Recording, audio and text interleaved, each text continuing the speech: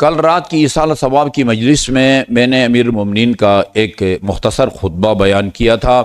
ابھی وہ سارا بیان نہیں کروں گا، اس کا صرف ایک ابتدائی حصہ اور اس مضمون کا دوسرا فرمان امیر المومنین علیہ الصلوۃ والسلام کا. اس میں آپ نے فرمایا ہے لا تکن ممن یرجو الآخرۃ بغیر العمل.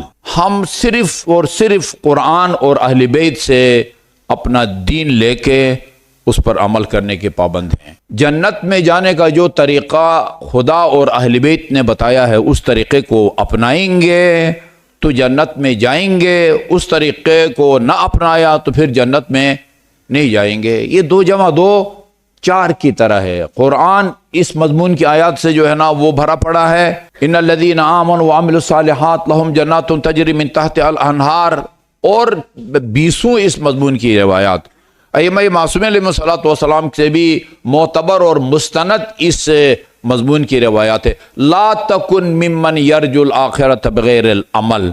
آخرت کی امید رکھنا. آخرت کی امید رکھنے کا مطلب یہ کہ آپ آخرت کی امید رکھیں یا نہ رکھیں، سرے سے بھی آخرت کا آپ انکار کر دیں. آخرت نے آنا ہے، قیامت نے برپا ہونا ہے. آخرت کے امیدوار ہونے کا مطلب یہ نہیں ہے کہ یعنی قیامت ہونے کی امید مت رکھو جب تک یہ کام نہ کرو، نہیں. اس کا مطلب ہے کہ یعنی روز قیامت اپنی کامیابی، اپنی کامرانی یا نجات یا جنت میں جانے کی امید مت رکھو بغیر العمل. عمل کے بغیر صرف صحیح عقیدے کی بنیاد پر جنت میں جانے کی امید مت رکھو.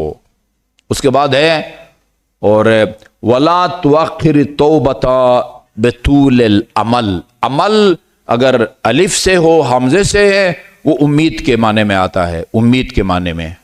اور اگر عین سے ہو تو یہ اعمال، شب قدر کے اعمال، ماہ مبارک کے اعمال، شعبان کے اعمال، شب جمعہ کے اعمال، وہ عین سے ہے، وہ عین سے ہے. اور یہ عمل میم سے اگر لکھیں، الف میم لام، وہ امید کے معنی میں ہے. لا تکن ممن یؤخر التوبۃ بطول العمل.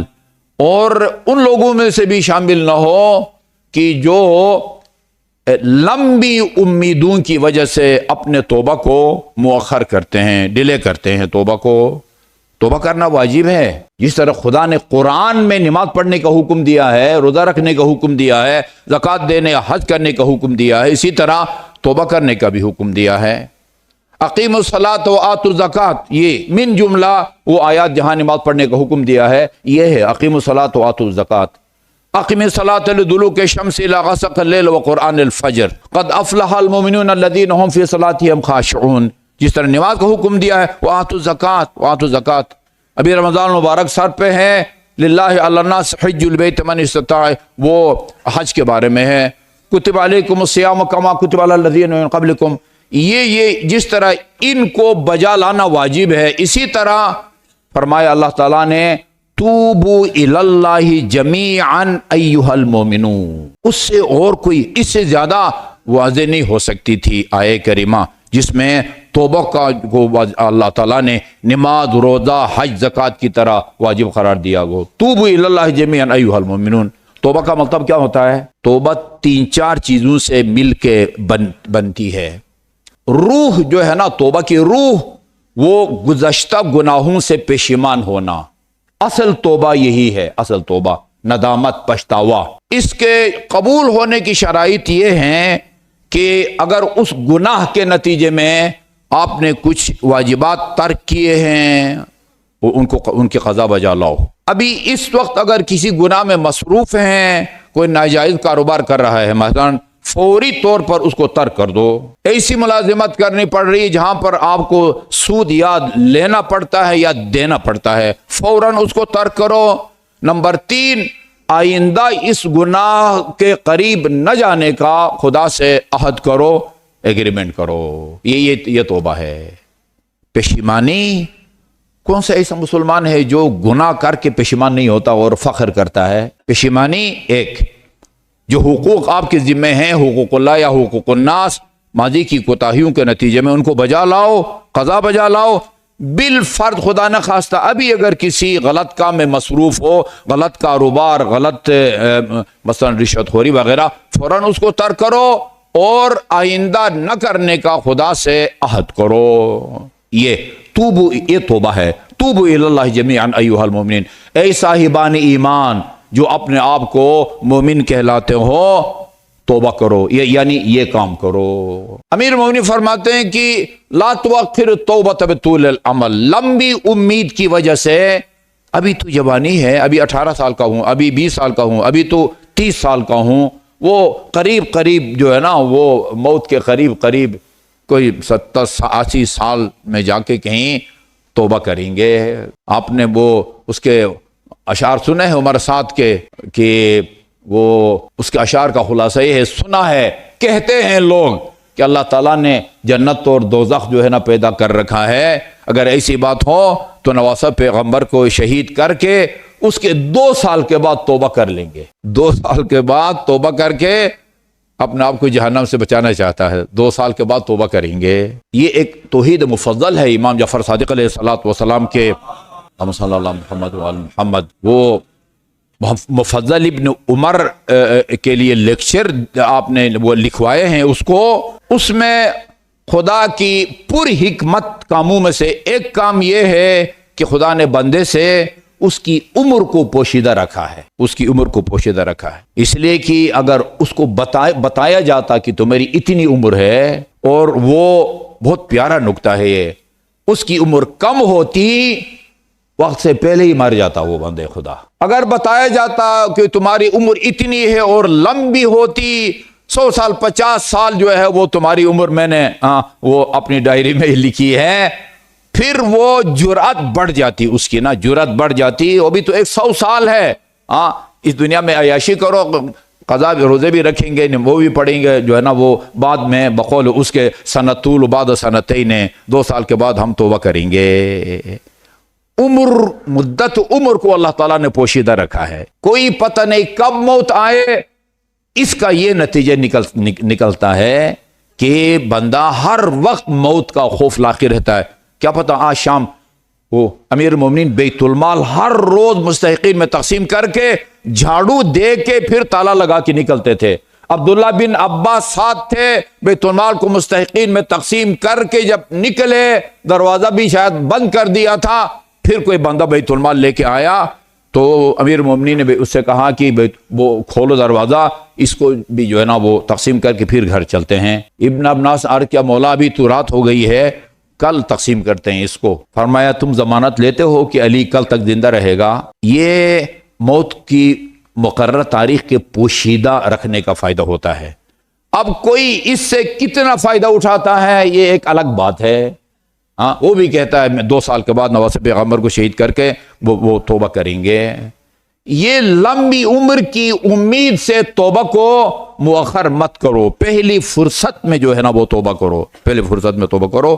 ان لوگوں میں سے بھی شامل ہو جو لمبی امیدوں کی وجہ سے توبہ کو مؤخر کرتا ہے، اور ان لوگوں میں سے بھی شامل نہ کرو جو بغیر کسی عمل کے وہ ڈائریکٹ سیدھا اہل بیت کے جوار میں اور پڑوس میں جنت حاصل کرنا چاہتا ہے۔ اسی لیے جب کسی نے پوچھا تھا کہ مولا موت جو ایک ناقابل انکار حقیقت ہے، ناگزیر ہے، لوگ اس سے کیوں ڈرتے ہیں؟ فرمایا لوگوں کے ڈرنے کی وجہ یہ ہے موت سے کہ انہوں نے موت کی تیاری نہیں کی ہوتی۔ مولا موت کی تیاری کا کیا مطلب ہوتا ہے؟ میٹرک کی تیاری، ایف اے کی تیاری، ایف اے سی کی تیاری، نصاب مقرر ہے، ان کتابوں کا مطالعہ کرے، یاد کرے، رٹے، وہ امتحان کی تیاری ہو جاتی ہے۔ موت کی تیاری کا کیا طریقہ ہے؟ کیا کریں جس کی وجہ سے موت کا خوف دل سے جاتا رہے؟ 3 کام بتائے ہیں میمونی، 3 کام۔ کسی کام کا یہ نقطہ ذرا نوٹ کر لیں، کسی کام کا مشکل ہونا یا آسان ہونا یہ نسبی ہوا کرتا ہے، نسبی۔ ایک پتھر کو اٹھانا کسی کے لیے آسان ہوتا ہے، کسی کے لیے مشکل ہوتا ہے۔ اچھا جی، وہ ڈیپینڈ کرتا ہے کہ بندہ کتنا طاقتور ہے نا۔ طاقتور کے لیے ایک 20 کلو پتھر کو اٹھانا وہ آسان ہے، کمزور آدمی کے لیے مشکل ہے۔